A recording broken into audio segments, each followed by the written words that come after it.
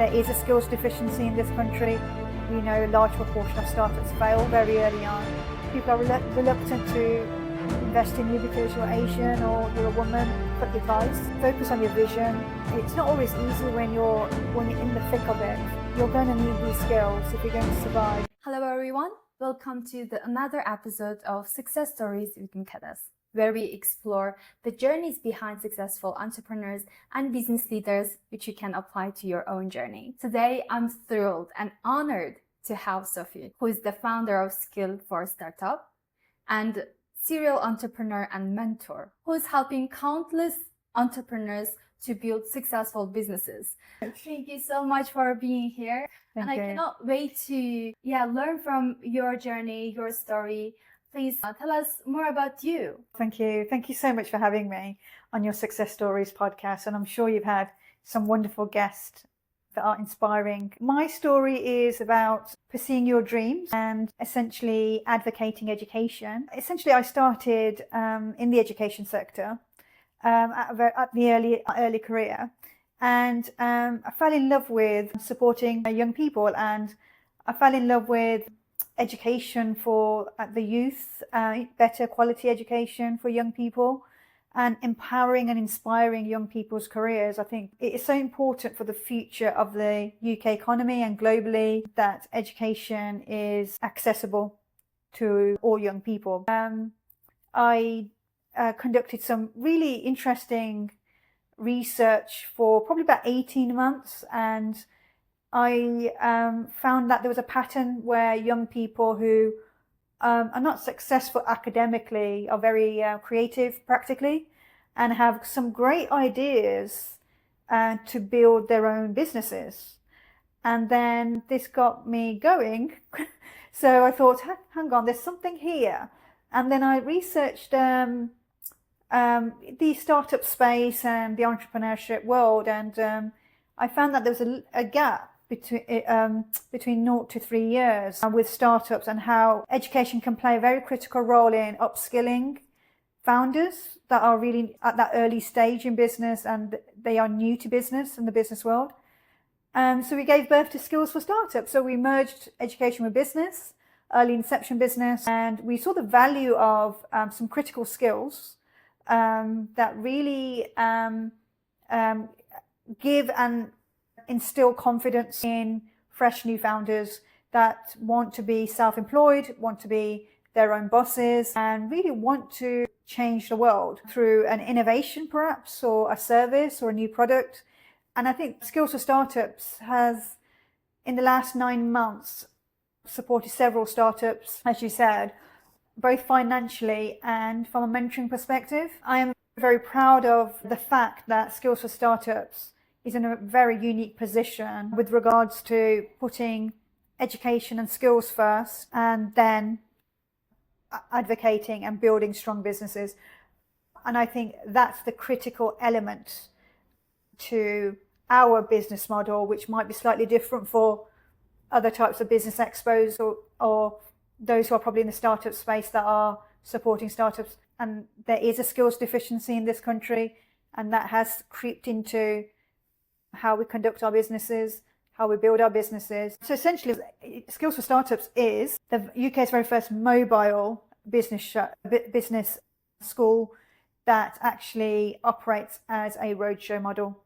So it's a great way of learning, but without the traditional academic school style learning. In a classroom, we go into communities and we put on mega shows with inspiring businesses that have gone through COVID-19, COVID recovery, have gone through some shortcomings within their business. So we really do learn from the best that have had that roller coaster journey since COVID-19. People are wanting to now connect again and collaborate and forge partnerships, look for investment.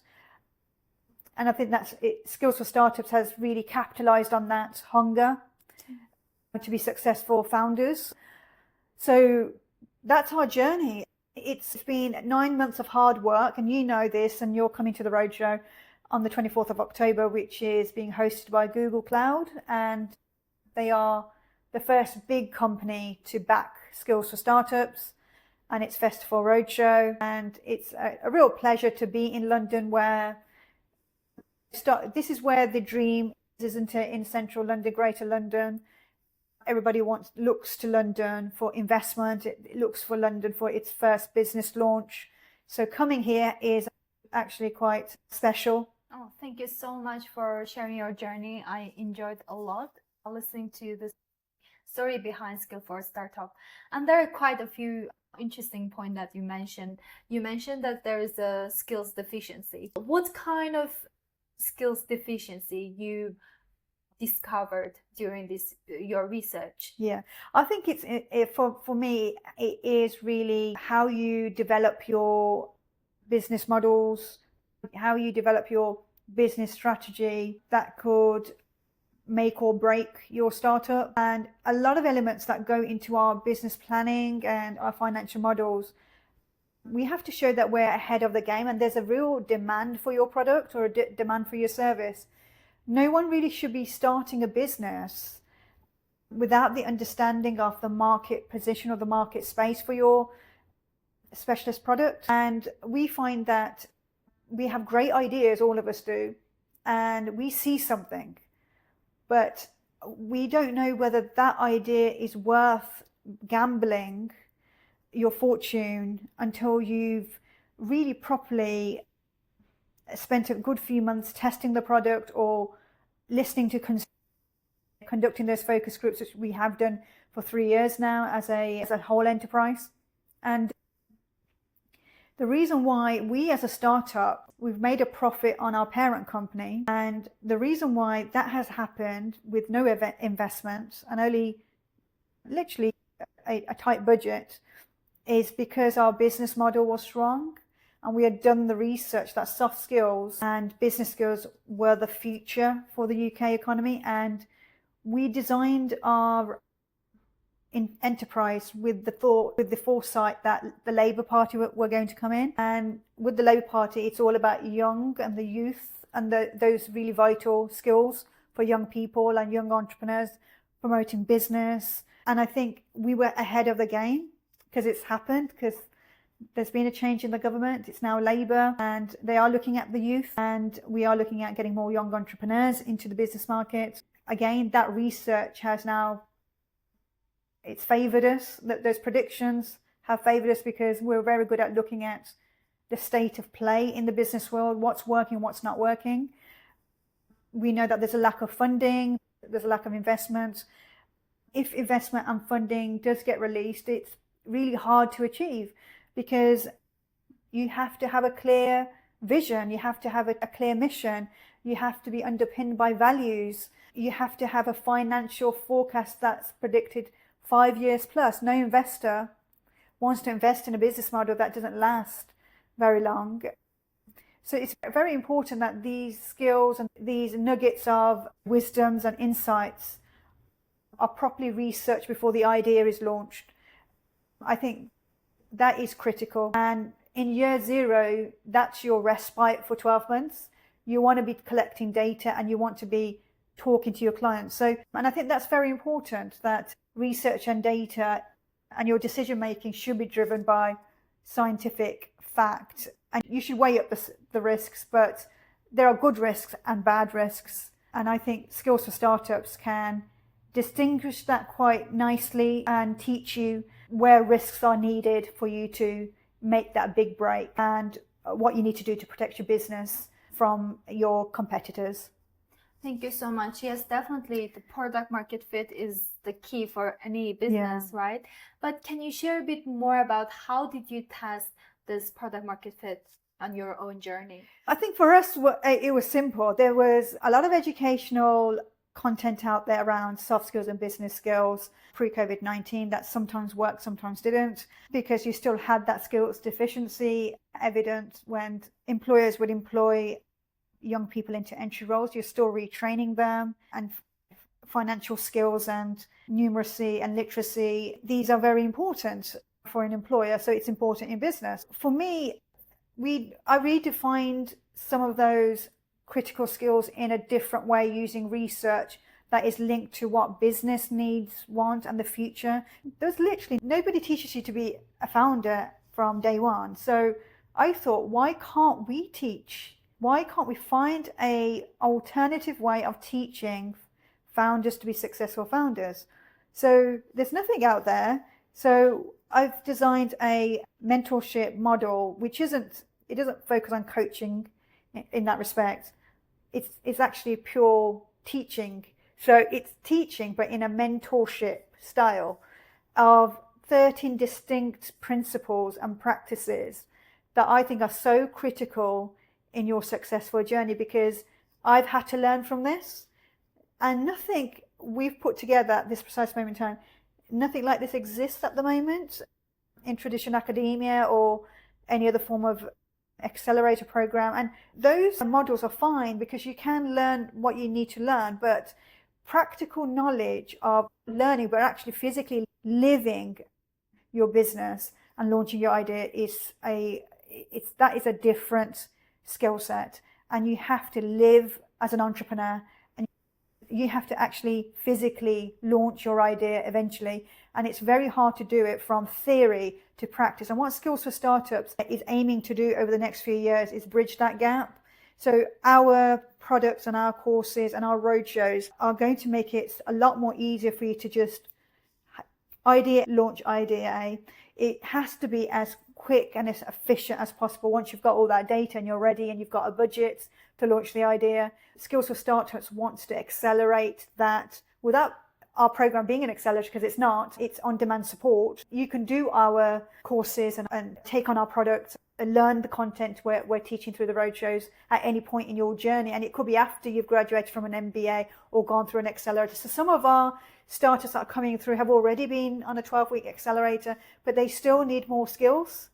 Yeah. There's still a gap in them launching the ideas. So some of them haven't even learned to design a pitch deck. Some they haven't understood the essentials of a financial plan, which is odd. Some they haven't really interrogated the concept of their idea. And what Skill4Startups is going to do and is doing at the moment, 9 months in, and will do on the 24th of October, is capitalize on those experienced business leaders to help them to understand, okay, we're going to show you the meat on the bone. This is our journey and this is what we went through. And this is our approach to developing a business and building a business, and what could happen if you don't focus on the strengths of your skills and identify, if you do have a weakness, where to get the support. So it's very important that you do come to our roadshows, because the phenomenon of combining practical education, alternative education to the business community, and almost producing a framework for founders to rely on as a minimum to build your business is phenomenal. It's inspiring and amazing that we've come up with this product at the end of our research and data and the effort and hard work of understanding the nature of a startup, because the scientific nature of a startup from naught onwards is very complex and it's not easy to understand. But we have managed to get to grips of foundation learning and foundation practical solutions, because if you get the 0 to 3 years, you should be able to surpass the 5-year plus failure rate, which is the biggest hit, because startups don't last after 5 years plus. That's what we're trying to reduce. That's the statistics. I'm hoping the revolution around Skill4Startups could raise huge awareness and have a ripple effect to look at that 5 years plus and really value the back to basics practical solutions for founders, entrepreneurs, certainly young and new startups that are brand new to the business world, never set up a business in their life. Their foundations and learning how to build and tighten those foundations and those understanding those nuts and bolts you can actually see that business becoming very successful and influential in their particular sector. Thank you so much. And I really appreciate that you are trying your best to reduce the failure rate of entrepreneurs. And I believe this Skill4Startup is just to not only helping entrepreneurs to build a successful business, but educate them with the soft skills that are required to be successful entrepreneurs. Yeah. So not only for this business, but they can apply to so many entrepreneur journey in their life. So I'm very interested in knowing why Skill4Startup this roadshow, it's only one day, but why it's so valuable compared to other events out there? I think it's valuable because it's authentic, it's organic, and it's from the heart and soul. We genuinely care about startups, and we're generally passionate about backing and supporting you. So far, we've supported financially and from a sponsorship perspective, three to four startups now. So why it's beneficial for you to come to our roadshow is by coming to our roadshow, we're raising funds to give back. So it's such a fantastic circular economy that we have the ability to lead by example. So I'm not saying other events or expos don't do that. What I'm saying is you walk away with at least 5 to 6 skills. We can do a business network for 2 hours and have a fantastic time, drinks, food. But when you walk away, you've got to go back home and you've got to work on your business. What did you take away? You may have taken away a few contacts, if you're lucky, that is. But what we're giving you is high content, very impactful, skill-centric workshops that have been designed by educationalists and business leaders. And they are doing this to give back to the startup community. And normally the content, this type of content, is really high standards, and businesses spend a fortune to have these experts come into their companies to roll out customer loyalty, business planning, advising on skills for leaders, CEOs, or your brand, shaping your brand. So these experts that are coming on board have packaged the latest research and data for help you to sustain your sales growth and your clients in a 45-minute workshop as a gift back to the startups community. We are essentially different because we have that standards and quality that underpins our workshops. They're designed by experts who understand the established business world, and that's the target for startups, to become long-term, high-end brands and businesses. You're aspiring to become the next large corporation in your sector. So these businesses already train those companies on some of the skills that we've packaged for you for 24th of October. It's a full day of empowerment, of morning speeches and interactive, intimate Q&As and an audience with Google. So where would you get an expert, an event from Google that is going to speak about their startup's journey, but also the work they do with technical startups? So we have probably some of the most high impact speakers, very intelligent leaders that really know what they want. They really know what they want as business leaders, but they know what startups should be looking for when they start on their business journey. And this is really about you. This is really about how much you can achieve on 24th of October by listening to these speakers and connecting with these speakers and collaborating with them, and also to pick up the skills that you need that you would otherwise have to probably spend thousands of pounds in a different environment to be taught. We're giving this to you in a cost-effective way. And the reason why we've done this is because we know that some of you are actually starting out. So your budgets will be a lot smaller. And that's why we've had to be incredibly fair through our research and data. And we designed a business model that really does cater towards startups that don't have money and they're not trading at the moment, or they're not building revenue at the moment. And I think that is where the support is needed for you to then really grow your business. That's what Skills4Startups is doing on 24th of October. And it's exactly what it says on the tin, Skills for Startups. And I wish I had learnt a few of these skills, because I've had a difficult journey where mistakes have been made. I'm not going to sit here and say we're a perfect business. No, I had to operate on my own under COVID-19 without any support. I didn't rely on anybody. I had no business partner or co-founder. I had to teach myself about corporation tax, and I had to go out and learn about this. I had to learn about how to properly manage my accounts, who to choose as my accountant, how do I copyright my product, my courses, how do I protect my brand, how do I launch my brand. It's not organically imprinted in you. You're just very good at building really coming up with an idea. I'm an ideas generator. I'm an engineer. That's what I am. And so everything else that goes with the business, you have to learn from trial and error. So I wish Skills for Startups existed under COVID-19. And I know I'm biased here because I'm the founder of Skills for Startups, but the reason why I've built it is because I want to change the world. I want to change the startups world. I want to say that there is now an organization that is dedicated to research and data for early inception startups, and is creating brand new products and courses and workshops and specialist roadshows for certain sectors. And the great thing here is, Mukaddas, that we, through our hard work, we've now been picked up to go to Malaysia to talk about Skills for Startups with their government, and to look at the startup space in Malaysia and see whether we can actually showcase a roadshow in Malaysia for a particular sector out there, and to really support their knowledge and know-how and traits so that they can pick up what the best bits of the British dream of owning a business. And they do look up to Britain and the West in terms of skills. And for me, it's been a roller coaster 9 months.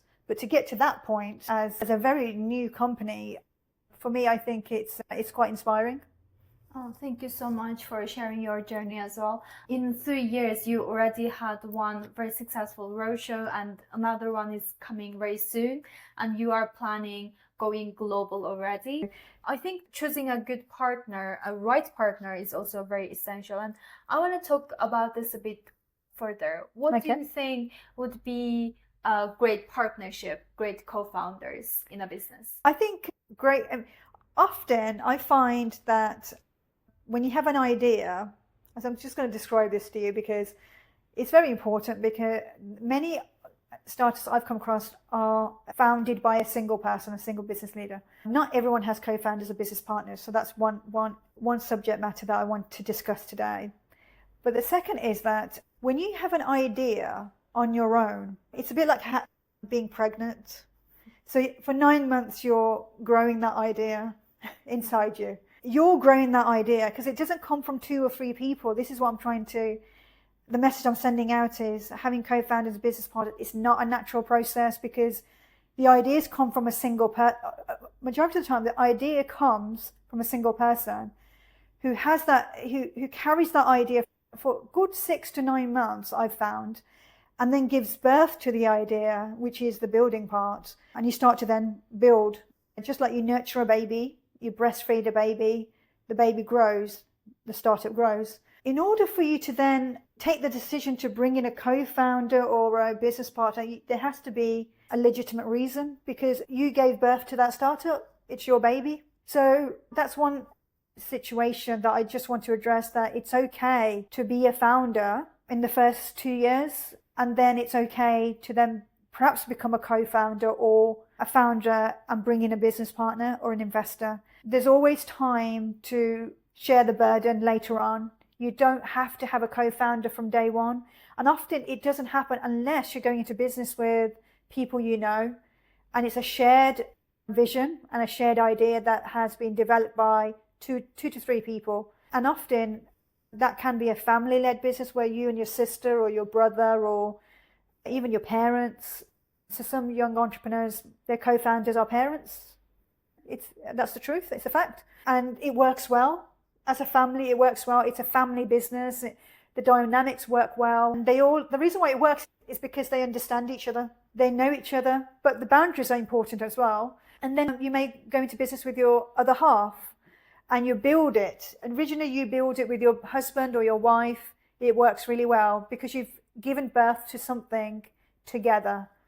But majority of founders are actually on their own. And then they later on perhaps bring a business. And I think that is perfectly fine. I think there is nothing wrong with becoming a founder of 6 businesses or 7 businesses or 8 businesses. You just need to utilize your resources to the best of your ability and know when to seek a mentor. That is a great way of a substitute for a co-founder could be a sounding board, like a mentor. But I also want to say that founders are not on their own at all, and even co-founders are not on their own. We're teaching many startups to have advisory boards. We have 2 advisory boards for 2 companies. And the advisory boards can actually be they can act as your chief revenue officer, mentors, they can act as your co-founders. So the traditional co-founder model has now changed. And artificial intelligence, we're doing so much at the moment with what's about to happen with our sister company with AI. It might just redefine your perspective of having or being, should we say, encouraged to have a second person in command. Because I think business continuity and risks can actually be properly managed even through artificial intelligence without having a co-founder or a business partner. The world is changing now.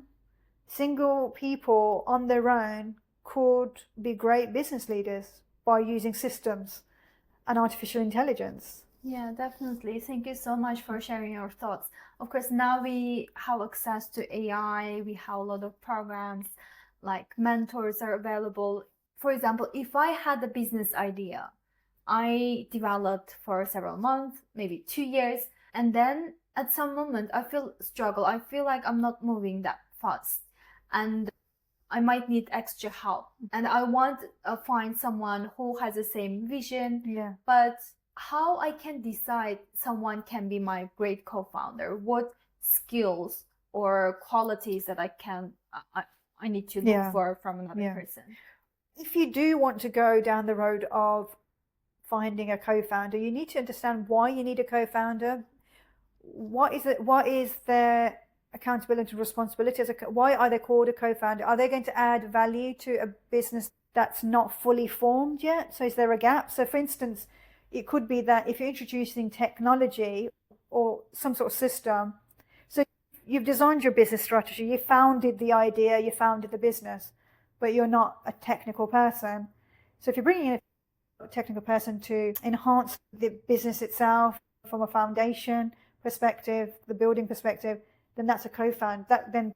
That you require a co-founder because you've not actually fully built your business. So to find somebody to complement the gap in your business, I think you probably need somebody different. You can't have somebody that is going to be similar to you. At the end of the day, you're bringing co-founder to complement your skills. You don't have the skills in the first place. You've got to be honest. There's a weakness there. If you're bringing a co-founder that's going to be just like you, they're going to have the same skills deficiency. They're going to be so if you're the business behind it, so you're almost like the managing director, you're the people person, and the person you're bringing in as a co-founder is designing technology or doing the technical side of the element of the business, and they're your co-founder. They're going to have a different skill set and they're going to have different character.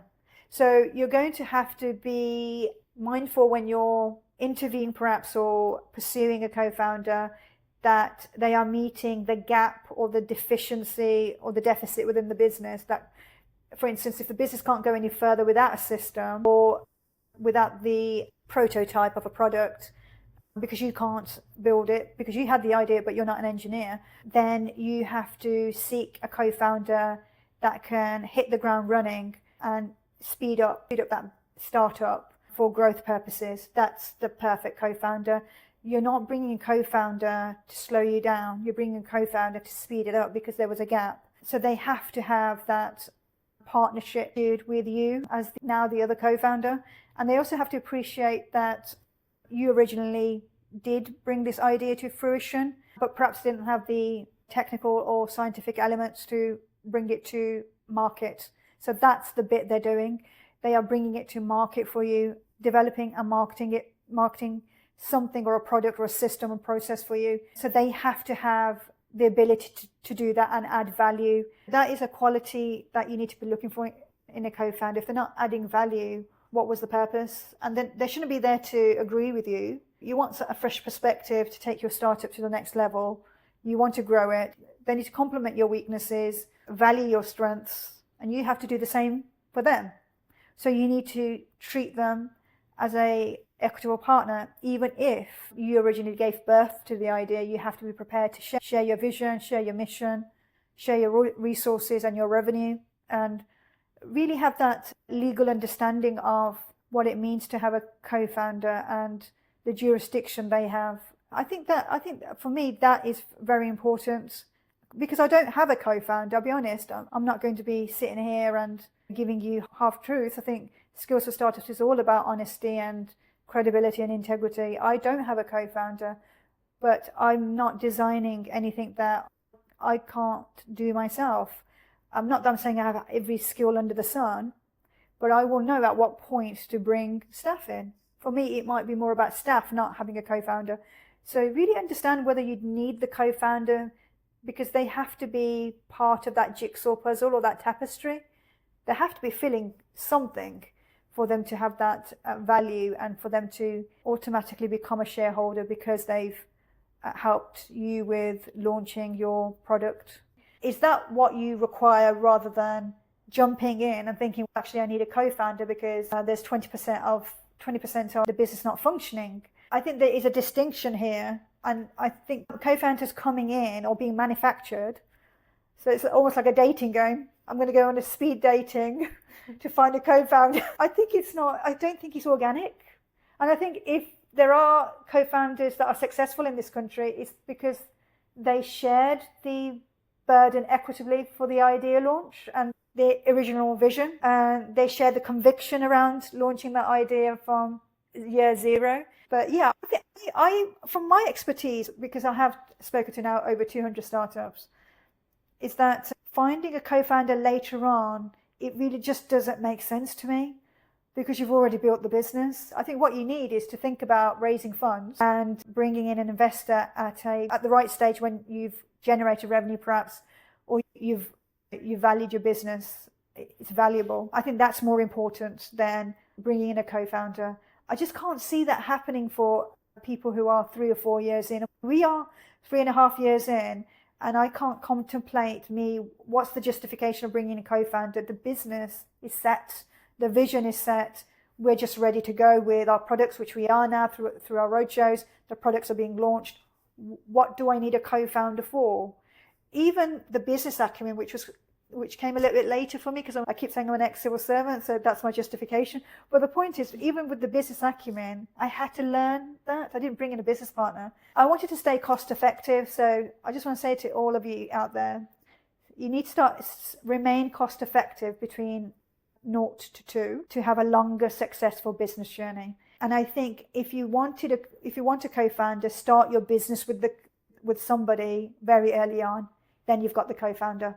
I think that's the simplest principle. You start with them, you don't start without them. Okay, thank you so much. And that's like very good lesson and good things to know. I came across a lot of founders as well. Sometimes they need help and they think about, should I bring a co-founder? And there are so many questions around there. So what was the biggest challenge you faced during your entrepreneurial journey? I think the biggest challenge for me was overcoming some barriers. I think it's very difficult for a diverse female leader to be taken seriously. I keep saying this, and it's a fact. And sometimes we have to confront those facts, that it's very difficult for women to be taken seriously as business leaders. And you can see that from the number of women that secure investment. I don't like sugarcoating anything. That's a reality for me. And I face that reality. And the way I face that reality is that I proved people wrong. I went out, I did the research, I put my money on the line. I've put my entire livelihood on the line to build this enterprise. And it's taken 3 years for me to get the feedback and the reviews that I've got from my advisory board to say that I'm now a real contender in the market. I had to overcome my mindset of, and this probably comes from childhood and perhaps even from the education system, that I'm probably not the best as a business leader because I'm not a natural business leader. That barrier and that challenge in my head, that was my problem. It was nobody else's. But I've overcome it because I've had, look at the enterprise. We've attracted 16 startup companies on our advisory board. You just don't sign a contract with my business if you didn't believe in me.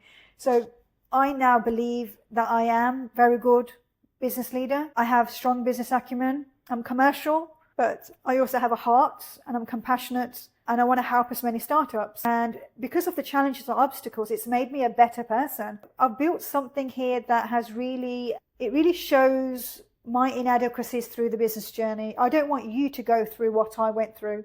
So I'm teaching you not to make the mistakes that perhaps some of us did under COVID-19 because we didn't have natural business acumen. And there were obstacles around that. People don't take you seriously at the negotiation tables, for instance. People are reluctant to invest in you because you're Asian or you're a woman. And that's a fact. And I think it's very important that we're honest. And when you start out, and you might be just like me, you might be a woman, you might be diverse, and right now you're thinking about launching your idea, and I've inspired you through Skills for Startups. You will have the same inadequacies, but I don't want your shortcomings to impact you the way it impacted me in the first 2 years. Because past 2 years, I've not looked at myself like that. I've actually now started to think on a human level that I have a right to sit at a negotiation table. I have a right to sell my vision. I have a right to be in this market. And that takes confidence and bravery and courage. People will tell you that's not unique, that so-and-so is doing this, but nobody knows the deep level of your business and how you're evolving your business consistently and turning it into a unique concept, because it's a never-ending cycle, your startup. It will evolve into different dimensions. And that's how you overcome your challenges and barriers where there's resistance, is that you just don't talk about the product anymore. It's unique. No one else is doing it. Just don't talk to those people that come back at you and say, so-and-so is doing it. Oh, the council is doing it. Oh, this college is doing it. Because we had a lot of that. Are they really doing it? Okay, they might be doing it, but there's an 83% failure rate. So they can't be doing it well, right? So we must have something here, because we are shaping. One startup could have lost their business under us, but we financially backed them and they are breaking even. In fact, last month, they made £300. So we must be doing something right at the grassroots level, in that sort of deep dive level. And I think that's where we're different. And we've really overcome those challenges of the superficial comments and the shallow comments about so-and-so is doing it. I would like to know what so-and-so is doing, because it's not impacting the failure rate in any way. It's not reducing the failure rate in this country. We are doing it. We've done it case by case, which is so valuable. Those testimonies that are going to come through now are so valuable to Skills for Startups, because we're doing it. We're spending time with each startup. It's very tiring, but that's what's unique about us. We're willing to put the time in to support startups. But yeah, we've had some great challenges, and we're not going to sit here and lie to you. This company has had huge challenges, but I think other startups also find that people do criticize you when you start out. That your audience would probably be the first to say to you that they've had criticism, and it could be through envy or somebody not wanting you to succeed. So you have to stop. You have to stop talking, and you have to keep it inside, and then launch it without fear. That's the best way to overcome any challenge and barrier, is to shut yourself off and don't talk about the product, because you don't need to talk about the product. You just talk about your concept. Keep talking about your concept. I'm Skills for Startups. This is what we do. We haven't actually given the nuts and bolts of our business strategy to anyone. The actual intellectual property is very protected, and it sits with my lawyers. There are ways to overcome this challenge and be a successful business leader. You just don't talk to the people that are putting barriers in your way. Thank you so much. Yeah, I'm very interested in listening or talking about how to keep ourselves confident, because as being an entrepreneur and startup, we face a lot of challenges, and we face like some envy, as you mentioned earlier. And in addition to shut ourselves off from the envy, and what were the key things or tips that you can give to the audience, how you can keep yourself confident throughout these challenges? If you're fortunate enough to have good family members and you still have positive relations with your family, is your release. So have time out away from that negative culture. And I think that is very important, because they will take you away. It could be mentally, psychologically. They could be your champion and advocate behind closed doors, really backing you. And for me, it has been my sister. She has truly been my rock from day one. And that's perhaps why I didn't have a co-founder or a business partner, because I had a cheerleader that no one knew about. And that cheerleader was very quiet on LinkedIn. She just watched and learned who was supporting her sister and who wasn't supporting her sister. So she's clicked the level of resistance and barriers that were coming my way. But she was my escape. So it's very important that if you want to get through a very difficult business journey, that you're well prepared, that there will be people that don't agree with you and that will continue to. If it's positive challenge, it's fine. If I have to be challenged on my business strategy, that's fantastic. For the purposes of improvement or for the purposes of a enhanced business model, it's fine. But being almost negatively challenged to put you off from fulfilling your dream or aspiring to your dream, I think that's preposterous, and it's quite a nasty trait. And it's the type of trait that you don't want in business leaders, because you want good role models and positive role models. So look for role models that you could pick up the phone to, message quite quickly. I can message both of my chairs anytime and they'll pick it up. One works 7 days a week like me and is quite crazy like me, but the other works Monday to Friday. But I know that there are two different perspectives there. And then I've got the rest of the board that checks up on me, by the way. So if they receive papers from me midnight, they want to know why I'm working midnight. So have those people around you that are going to almost be that north, that's someone that keeps you safe and secure. And if you're on your own and you don't have family, because some people are in this country, sadly have no family, and they are running businesses literally on their own, and it's a survival business and they're surviving. And if you're on your own, you can always find a friend, and you can always find a friend in Skill4Startups. So you can always approach us, send us an email. If you need us in any way, if you need us as a soundboard or advisor, I'm here for all of you. And that's what's different about probably somebody like me, because I've gone through the challenges that probably you've gone through. I've resisted and I've protected my psychological zone. And I think you need to create that zone, that psychological safety that no one can surpass. And that would be your stop. That's your no. And then you walk away. And it's very important to learn to be resilient, learn to be courageous. So battle what you have to battle to start growing as a business, but also be resilient by utilizing the people who love you and care about you. Those are the people you want to be around when you're hitting that rock bottom, because you will hit rock bottom at key interval points in your business journey. So I'm with you, but I know that I'm onto something great, and I've had to psychologically protect that vision, stay focused. That's another key. Your skills in staying focused will help you to overcome anything that is negative coming your way. And it could be from a competitor, for example. Think about also speaking to your lawyers if it becomes a legal matter as well. Defamation, people talking about you negatively can be seen as defamation. It's very important. The one thing I've done is overcome those who have put barriers in my way. In other words, I've almost moved on, and I've moved on to a better place with a better group of people and a better set of business leaders.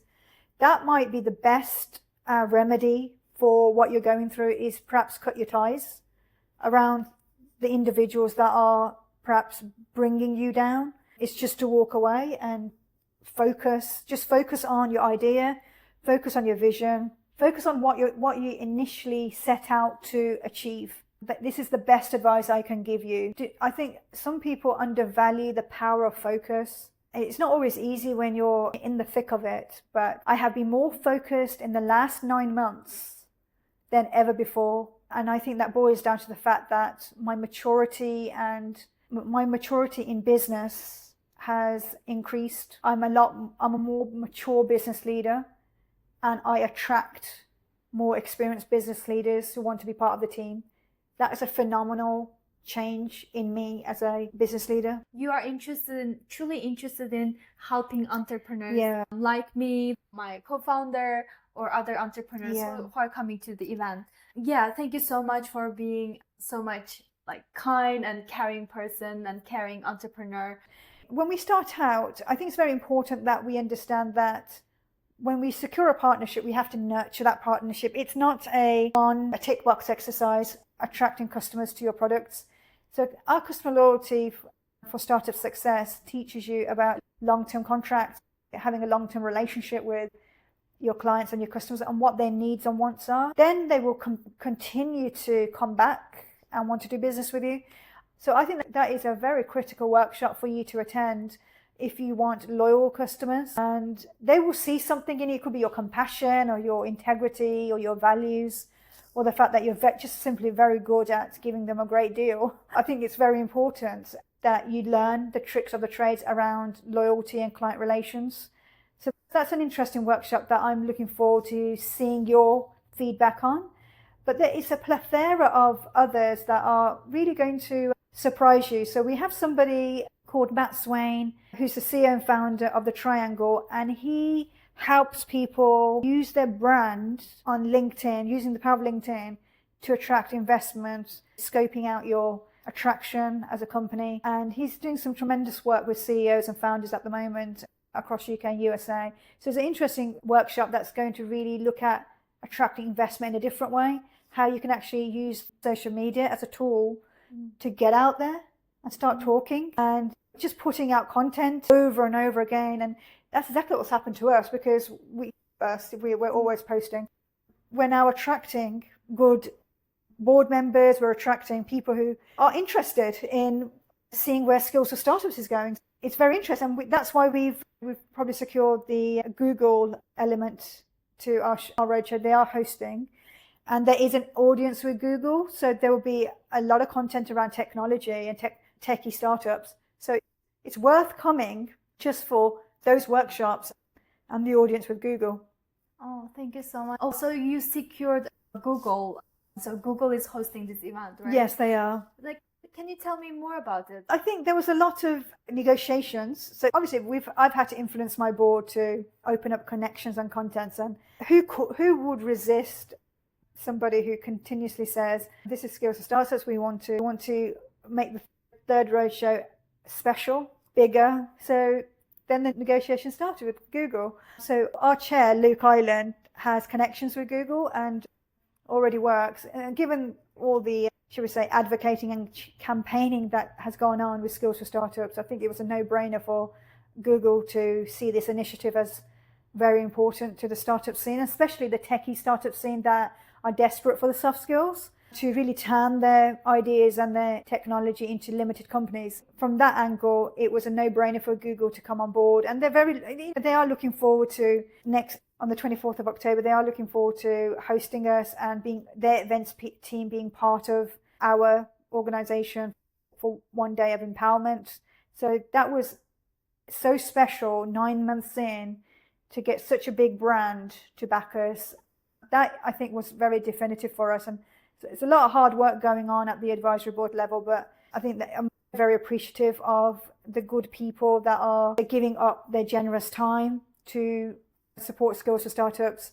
It doesn't happen just the founder doing X, Y, and Z. I do really have strong connections now with some great companies. Thank you so much. So it seems like you had a lot of good supportive network. Yeah, we have. Yeah, we've capitalized on so many entrepreneurial communities that we want to work really strongly with. Some new entrepreneurial communities coming through in the AI technology space. We want to bring them into the membership app, but also through the roadshows as well, because it's going to be so impactful. I can't say this strong enough for you because I've gone through that journey. I wished I had Skill4Startups teaching me certain skills very early on. I can't speak strongly about this. You're going to need these skills if you're going to survive. Just look at the statistics. If you don't believe me, the facts are out there. These roadshows are very cost effective. We don't infringe on academia or accelerator programs where we are that top up, that high end, one day CPD, you could say, coming along and really picking up some very useful educational insights from proper business leaders. They're educationists, but they've grown businesses, so they're the right people to stand there and teach you. Then this isn't traditional teaching. This is a lot of dynamic constructs and methodologies and techniques that we're using. very fun. It's a very fun way of you sharing what you want to share in a workshop, and really putting you at the heart and soul of these workshops so that you can also participate and give back to the individual that's delivering the workshop. So that's very important to hear from you. That's how highly interactive it is. It's not simply a classroom and you're being taught and talked at. It really is about you bringing your laptops as well and bringing your business strategies. Let us have a look at those in these workshops. Offer your angles and your perspectives. I think that's very important. That's what's different about Skills for Startups. It is a two-way street. We need delegates to come to these roadshows, but we want them to be sharing their businesses or where they are in their journeys and what the problems could be or the challenges, because we want to find their solutions in that one day. And perhaps even after that day, you can connect with me or connect with my colleagues and we can support you further. I think that's what's special about Skills for Startups. And also, I know, Mukaddas, this is your podcast and this is fantastic, but we do have a live podcast going. You know this, don't you? So there's going to be somebody called Adash who we've just let loose. So he's going to be doing short segments on how useful you found the roadshow. So you can be honest and say, would have liked more of this or would have liked more of that. We expect you to be honest, but this is your opportunity to raise your startup brand live on the roadshow, on a podcast, on YouTube. So it's not only do you buy a ticket to learn or participate in audience talks or speaker panels, but you actually get to share your business on a podcast, and which will feature on LinkedIn, YouTube, TikTok, and perhaps somebody will pick you up and your business. Thank you so much. And the whole thing you are doing right now is to support entrepreneurs. You know what kind of challenges they are facing. Yeah. You even consider the budget for this roadshow, which like you made it very affordable for early stage entrepreneurs. And I also want you to let my audience know who will benefit from this roadshow the most. I think the business students that are coming through who require practical skills will find it hugely beneficial because they would have picked up our methodology and techniques even before they graduated from these universities. So they're really critical to our audience. But also those who are in year zero starting to launch their idea, this roadshow could be incredibly influential to your strategy, and you could be ahead of the curve and essentially beat the odds. These people are the experts we brought on board would have gone through the journey you've gone through when they've launched their idea. So year 0 to 2 would be hugely beneficial for those founders. But we do want established businesses and others that just want to top up their skills or connect with these businesses we have there. On the 24th of October that are speaking, they may wish to connect with startups as well to see whether there's any collaboration work. So we do want established businesses to be there. We're not exclusive, we're inclusive, but we're just strict with the program because these are the skills we're hearing you need. The actual roadshow is open to everyone. We do have music as well, so if there are music fans out there, we've got a musician called Fox Jackson, who is actually Kevin's son. He's very young, he's upcoming in London, by the way. His smooth jazz music is going to put you in the right mood for the afternoon workshops. Because he'll be your meditation before we hit you with a roadshow. We will also have a juicy bar. It's a healthy smoothie bar upstairs, one of the floors on Google. And but we actually buy you the first smoothie. So the first smoothie is on Skills for Startups. And that's because we care about you and we care about your well-being. There's a lot of things going on. There is a combination of subject matters taking place, but health is very important. We have meditation in the afternoon. Aditi is leading on that. And then in the morning, we do have an advisor a health tech advisor. They've designed an application for those who have chronic back pain, also for musculoskeletal disease. So we have an innovation panel where we will talk about products and how you launch those products and how you legally protect those products. So there's a lot going on. It's a lot for a few quid, and it's for business students is half the price. And currently the tickets are 2 for 1. So you can bring your co-founders or your business partners or a guest. Very cost effective, lots of fun.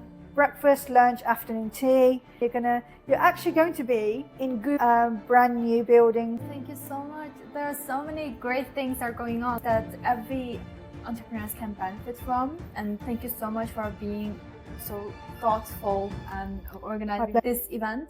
Do you have any last thoughts, anything that you want to share with the audience?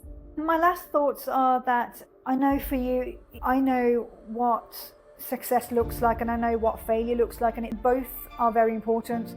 I think it's important to understand that there is no real failure. You can always evolve in the business world, and there are always other ideas you can test, trial and test. There is never any failure because the skills you pick up in your journey, they're priceless. And what you can achieve in different avenues after you've built a business or you've exited a business perhaps, money can't buy that. And those skills are so important for your future and where you end up. Picked up such credible skills, not just through Skill4Startups, but through your own personal journeys. If you are exiting, but don't see failure as part of your journey. See it as learning and really value and celebrate those small successes. Often the successes are not going to be big because you're trying to compare yourself with others. Don't do that. Your successes are your successes. That's your definition of success. Always defend your successes as your definition. And smaller successes are sometimes the best successes for you and for your company. So always remember that. And I'll see you on 24th of October in London. And please do register and sign up for tickets because they are on sale and there's great discounts on Eventbrite. So I will see you there, and I look forward to talking to each and every one of you and sharing and celebrating your successes, celebrating your journeys and all your hard work and efforts. Thank you so much for being here, and thank you so much for organizing this roadshow. And I cannot wait to see everyone who is coming to this roadshow, and see you on the 24th of October. Bye for now.